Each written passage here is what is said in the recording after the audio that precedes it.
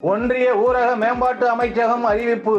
100 நாள் வேலை திட்ட ஊதியம் உயர்வு பல்வேறு மாநிலங்களிலும் 4 முதல் 10% வரை உயர்த்தப்பட்டதால் தமிழ்நாடு புதுச்சேரியில் ரூபாய் 319 அதிகரித்துள்ளது.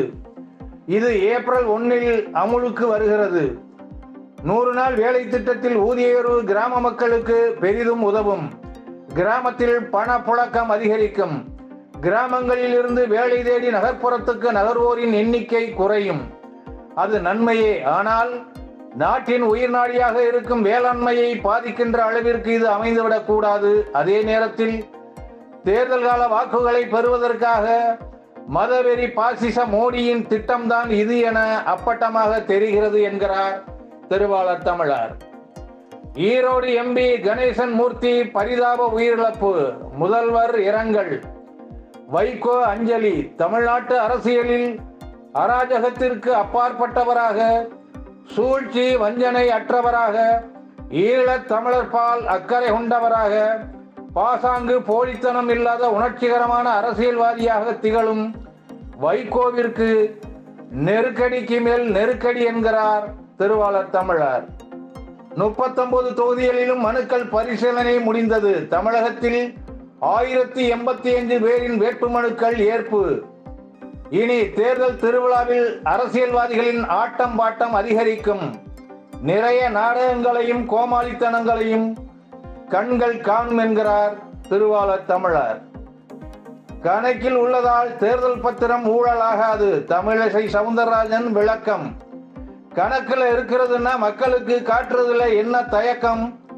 மக்களுக்கிட்ட இருந்து ஏன் மறைச்சிக? உச்ச நீதிமன்றம் மட்டும் உத்தரவு போடவில்லை என்றால் யாரு பாஜகவுக்கு எவ்வளவு கொடுத்திருக்காங்கிறது எப்படி தெரியும் என்று கேட்கிறார் திருவாளர் தமிழர். தமிழகத்தில் 21,000 ரவுடிகள் கண்காணிப்பு. தேர்தலை அமைதியாக நடத்த போலீசார் நடவடிக்கை. 21,000 ரவுடிகள் என்றால் அரசியல்வாதிகள் எல்லோரையும் கண்காணிக்கிறீர்களா என்று கேட்கிறார் திருவாளர் தமிழர். புதிய உச்சம் தொட்ட தங்கம் பவுன் ரூபாய் 50,000 விற்பனை. நம் நாட்டில் இனி ஏழைகள் தங்க நகைகளை பற்றி யோசிக்கவே முடியாது போல இருக்கிறது என்கிறார் திருவாளர் தமிழர். ஏப்ரல் 4 அமித்ஷா தமிழகம் வருகை. பாசிசத்தின் கோரமுகம், கொடூரமான மதவெறியை அரசியல் சித்தாந்தமாக மாற்ற முயன்று வரும் ஆபத்தான நபர் நல்லிணக்கம் மிகுந்த தமிழ்நாட்டுக்கு வருகிறார். தமிழர்களே, எச்சரிக்கையாக இருப்போம் என்கிறார் திருவாளர் தமிழர். கார்த்திக் சிதம்பரத்தின் பாஸ்போர்ட்டை 10 ஆண்டுகளுக்கு புதுப்பித்து வழங்குமாறு சென்னை உயர்நீதிமன்றம் உத்தரவு. கார்த்திக் சிதம்பரத்திற்கு என்ன பிரச்சனை? இவர்தான் மோடியை வானளவாக புகழ்வாரே. பிஜேபி ஆட்சி காலத்தில் அவருக்கு என்ன குடைச்சல்கள் கொடுத்தார்கள் என்று கேட்கிறார் திருவாளர் தமிழர்.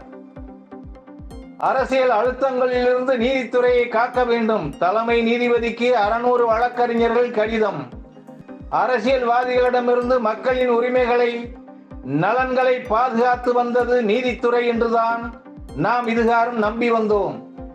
இப்பொழுது அரசியல்வாதிகளிடமிருந்து நீதித்துறையை பாதுகாக்க வேண்டிய அவல நிலை வந்துவிட்டதே என்று கவலைப்படுகிறார் திருவாளர் தமிழர்.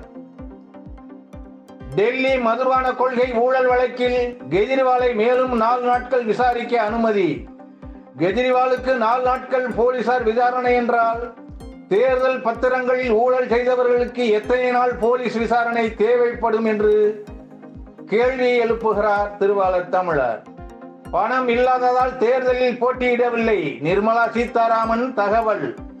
பாஜக ஆட்சியில் அதானி, அம்பானி தவிர மக்கள் எல்லாம் ஏழையாகி விட்டார்கள் என்று எண்ணிக்கொண்டிருந்தோம். இப்பொழுதுதான் தெரிகிறது நம்ம நிதியமைச்சர் நிர்மலா சீதாராமன் ஏழையாகிவிட்டார் என்று சொல்லுகிறார் திருவாளர் தமிழர். இந்திய சீன எல்லைப் பகுதியில் முழுமையாக ராணுவத்தை விலக்கிக் கொள்வது பற்றி இருதரப்பு ராணுவ அதிகாரிகள் ஆலோசனை. விலக்கிக் கொண்டு நாட்டின் பாதுகாப்பையும் அமைதியையும் உறுதிப்படுத்தினால் நல்லது. இல்லை என்றால் இந்த எல்லை பிரச்சனையை கூட பாஜக அரசியலாக்கி ஓட்டு வாங்க முயற்சிக்கும் என்கிறார் திருவாளர் தமிழர். இத்துடன் இந்த செய்தி அறிக்கை முடிவடைந்தது. இந்த வீடியோ உங்களுக்கு பிடித்திருந்தா லைக் பண்ணுங்க, ஷேர் பண்ணுங்க. நாம் அதிகம் நேசிக்கும் நம் தமிழ்நாட்டில் நேர்மை தீ பரவ உடனே சப்ஸ்கிரைப் பண்ணுங்க.